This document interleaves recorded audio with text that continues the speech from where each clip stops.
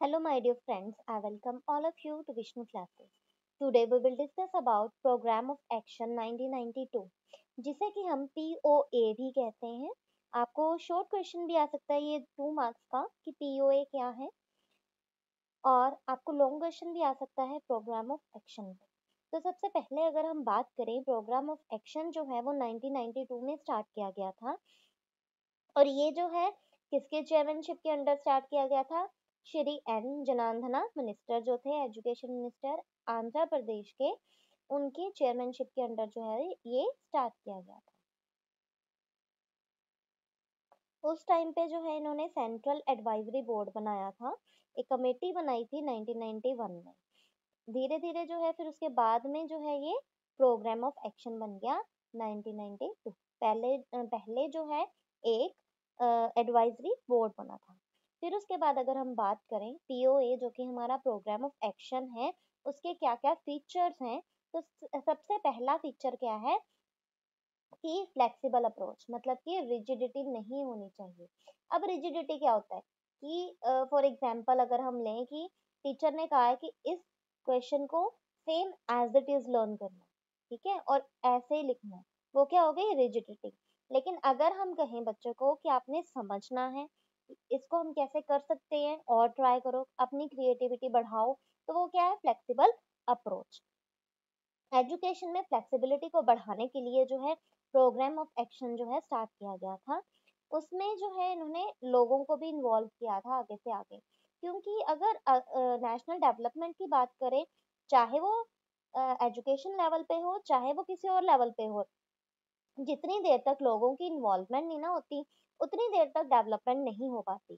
तो इसीलिए programme of action में जो है लोगों को भी इन्वॉल्व किया गया था. ये सिर्फ सरकार का ही बनाया गया एक नियम नहीं था, लोगों को इन्वॉल्व किया गया था. फिर उसके बाद जो है जैसे बाकी के जितने भी एजुकेशन कमीशन हमने की हैं, उसमें कहीं ना कहीं इक्वल अपॉर्चुनिटीज की बात आती है, इक्वालिटी की बात आती है. उसी तरीके से इसमें भी जो है इक्वालिटी की बात की गई है कि हमें एजुकेशन देनी है. एजुकेशन कैसी देनी है? जो कि इक्वल हो, जो कि हमारा आर्टिकल भी आपने सबसे पहले अगर कॉन्स्टिट्यूशनल प्रोविजंस पढ़ी होंगी तो उसमें आर्टिकल 14 था, right to equality before law. तो उसी तरीके से एजुकेशन में भी इक्वालिटी की बात की गई है प्रोग्राम ऑफ एक्शन के अकॉर्डिंगली. फिर उसके बाद उन्होंने बोला है कि हमें जो है एजुकेशन के साथ क्या बना के रखना है? लिंक बना के रखना है, ठीक है. एडल्ट एजुकेशन की भी बात की है आपने. बाकी जो एक्शंस किए हैं, कमीशंस किए हैं, प्रोग्राम ऑफ एक्शन, तो ये है जो भी कमीशंस आपने पहले पढ़ी हैं उसमें एजुकेशन की बात की गई है, लेकिन एडल्ट एजुकेशन की बहुत कम बात की गई है. सो इसमें जो है एडल्ट एजुकेशन की भी बात की गई है, जिसे कि हम लाइफ लॉन्ग लर्निंग भी कहते हैं. पिछली कमीशन में भी जो है हमने इसके बारे में बात करी थी कि एडल्ट एजुकेशन की उसमें बात स्टार्ट हो गई थी 1986 में, है ना. तो उसी तरीके से 1992 में भी एडल्ट एजुकेशन की बात की गई है, और एडल्ट एजुकेशन का मॉडिफाइड वर्जन ही क्या है? Life long learning. मतलब एक लर्नर जो है वो थ्रू आउट देयर लाइफ क्या होता है? एक लर्नर रहता है ना, सीखता रहता है. तो एडल्ट एजुकेशन की भी बात की गई है इसमें.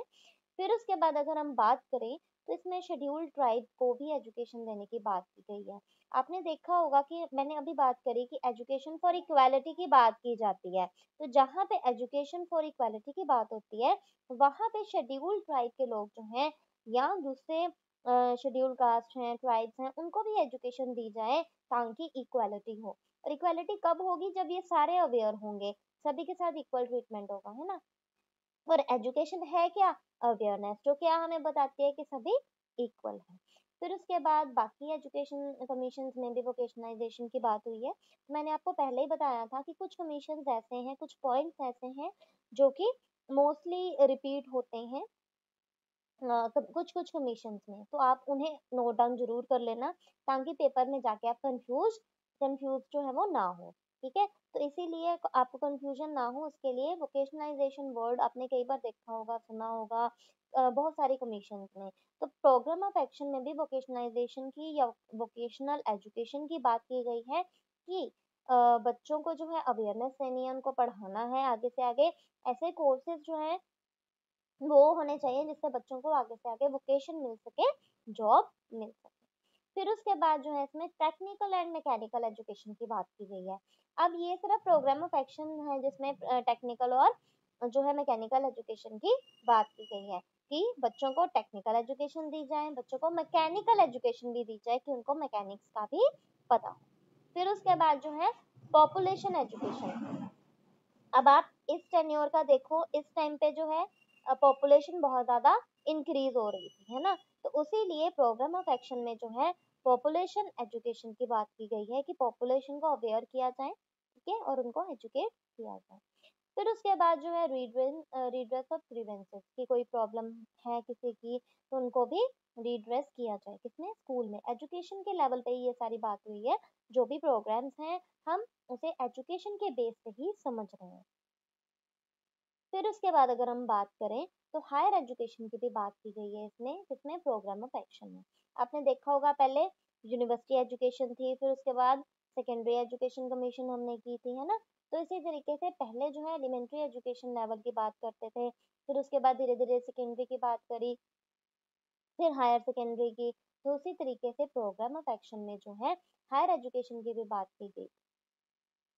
नेक्स्ट अगर देखें हायर एजुकेशन में क्या क्या है कि यूनिवर्सिटीज़ को ओपन किया जाए, डिस्टेंस लर्निंग दी जाए, जैसे हम अब बात करते हैं कि इग्नो है, या वैसे कुछ कोरस्पॉन्डेंस कोर्सेज के लिए कुछ यूनिवर्सिटीज़ हैं डिस्टेंस लर्निंग के लिए। वही मैंने अभी आपको बताया, इग्नो, इंदिरा गांधी जो है national open university, national open schools भी बनाए गए ताकि बच्चा जो है वो पढ़ सके, ड्रॉप आउट ना हो। ड्रॉप आउट रेट को कम करने के लिए जो है हायर एजुकेशन में ये सब ऐड किया गया।